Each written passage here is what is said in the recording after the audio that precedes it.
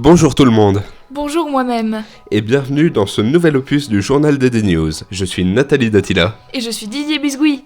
Au sommaire de cet épisode, une rétrospective des affaires Amélie Oudéa-Castéra et des militantes de la soupe. Cette vidéo a été chapitrée pour votre confort d'écoute. Bon visionnage. Grosse tristesse générale et dépression d'Edoui Plenel au siège de Mediapart.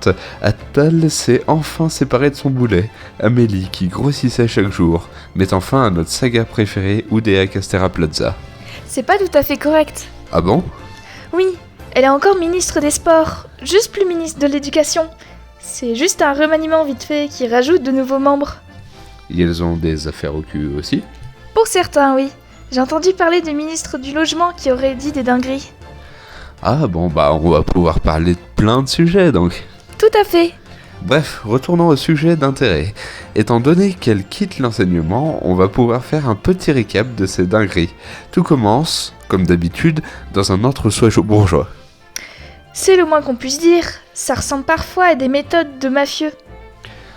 L'entre-soi de l'éducation privée, souvent religieux, où on ne s'attarde pas plus que ça sur l'égalité des chances. Sur l'égalité tout court même. En effet, l'égalité n'est définitivement pas respectée ici. On retrouvera des séparatistes religieux. Et elles sont pas catholiques normalement ? Ah oui, c'est vrai, c'est comme les émeutes, ça fonctionne que pour les autres. Bref, donc on a une laïcité nulle, une liberté digne des meilleures prisons, une égalité limitée aux hommes blancs et une fraternité sans solidarité, en séparant bien les genres stéréotypés. Qui n'apprécie de toute façon pas. C'est assez proche du Moyen-Âge. Évite d'utiliser l'inclusif avec eux, ils aiment pas trop. Et depuis quand il y en a quoi que ce soit à foutre de ce qu'ils aiment ? Ah non, en effet, l'argument est validé. Tout ce que tu cites depuis tout à l'heure, c'est pas juste la vraie vie ? Non... oui... Si... Et ces établissements, malgré leur totale déconnexion avec le monde actuel, coincés dans un passé qui n'a jamais vraiment existé, comme dit dans l'épisode précédent, ne sont jamais fermés. Jamais ? Non, d'accord, le lycée musulman Aréoves a été fermé récemment. On dirait quand même que ça cible certaines religions, non ? Mais non !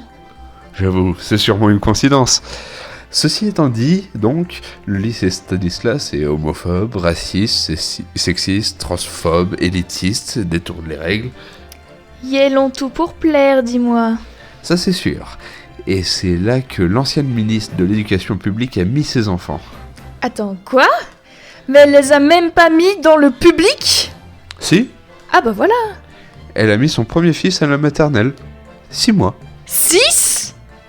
Et elle l'a retiré officiellement à cause des absences répétées dans une école publique de bourgeois. Des absences qui ont été démenties. Et officiellement ? Le bâtiment ne voulait pas faire sauter une classe à son fils. Elle insulte des profs du public, elle sait pas que les baskets sont casual hors du sport, elle touche des salaires exorbitants avec des bonus McKinseyens, avec des 25 000 balles l'exposé de com de Monsieur Mananti supplémentaire, des liens très proches avec certaines associations de tennis et certaines entreprises du CAC 40. Tu as dit des liens avec le CAC 40 aussi. Et j'ai des liens également avec le CAC 40, mais je suis pas sûr qu'un stage pour Eurofin, en testant des produits notifs, soit très prompt à des conflits d'intérêts les concernant. C'est pas faux. Bref, c'est pas plus mal qu'elle se retire parce que, tel un youtubeur pour gosses, plus elle parle, plus elle s'enfonce dans son passé douteux. Des professeurs à son propre clan politique, tout le monde l'abandonne. Elle sera remplacée par Nicole Belloubet, donc on n'est pas sorti du cambouis. En parallèle de cette vidéo est sortie une vidéo sur Blast, parlant a priori du même sujet que nous n'avons pas vu, mais que nous vous recommandons et partageons en description. Si l'amour a un pouvoir, je pense bien que c'est en politique. Ah bon ? Pourquoi ? Eh ben, la plupart du temps, les gens s'opposent sur ces sujets. J'imagine, mais ça ressemble plus à de la haine. Pas forcément, ces positions de conflictualité soudent les gens ensemble contre un ennemi commun. Je suis plus ou moins d'accord avec toi sur ce point.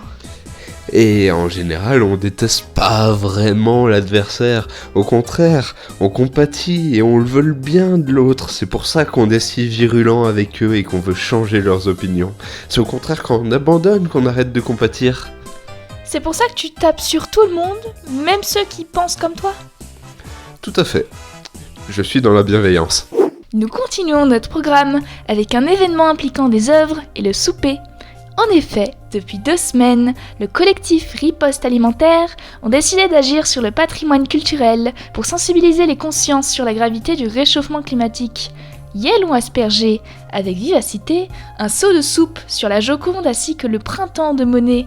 À première vue, on pourrait confondre leur action avec une performance artistique, ou bien la revanche d'Amélie Oudéa-Castéra sur le gouvernement.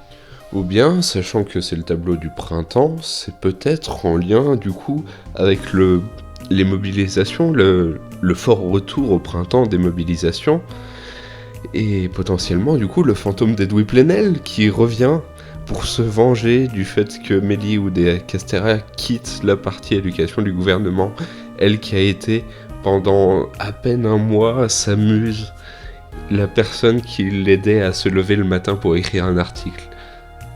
Une vraie œuvre d'art.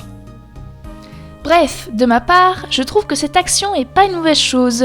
L'idée est bonne et son exécution est simple, efficace. Cependant, je trouve qu'utiliser de la nourriture pour revendiquer le non-gaspillage de cette fameuse nourriture est un peu maladroit. D'autant plus que si c'est pour abîmer un monument aussi protégé que le domaine de l'art, certes ça va forcément attirer les médias, mais pas dans le bon sens. En prenant l'exemple du dernier tableau touché, la toile en elle-même était heureusement protégée, mais pas son cadre, qui constitue également une partie de sa valeur marchande. Ainsi, le tableau fut après retiré du musée des Beaux-Arts de Lyon, et une restauration est prévue pour limiter les dégâts. On peut associer avec la gauche qui essaye de limiter les dégâts causés par l'alliance du RN à la droite. C'est vrai qu'il va falloir un peu se réveiller. Réveillons-nous, camarades, réveillez-vous. Et vous aussi, levez-vous contre l'extrême droite, faites-leur cracher du sang. Ou de la vodka, je sais pas. Prenez ce qui vous tombe sous la main finalement. En conclusion, le monde va mal, et pas juste la popularité dégringolante de Macron. Plusieurs actions, militants et ONG, ont déjà essayé de prévenir les conséquences du réchauffement climatique ainsi que l'épuisement des ressources naturelles, mais en vain. Nous avons peu d'espoir pour un actuel changement des mentalités, mais rassurez-vous, la fin du monde, c'est pas pour aujourd'hui, mais pour bientôt. Eh bien finalement, vous avez mieux été informés que sur une des chaînes de Bolloré. Bah oui, finalement. Et surtout, rappelez-vous que même dans un couple politique, il peut y avoir des disputes. À la semaine prochaine. C'est un peu bizarre quand même comme épisode pour la Saint-Valentin. Bah, y a pas mal de politique, mais de toute façon, même dans les couples, y a pas mal de différences politiques. Et puis c'est un peu plus court, mais on avait des délais à respecter, et on n'avait pas vraiment le temps pour faire plus, donc je sais pas, j'espère que ça leur plaira quand même. Enfin, déjà, on l'a publié dans la semaine, c'est déjà pas mal. Ça fait partie du contrat.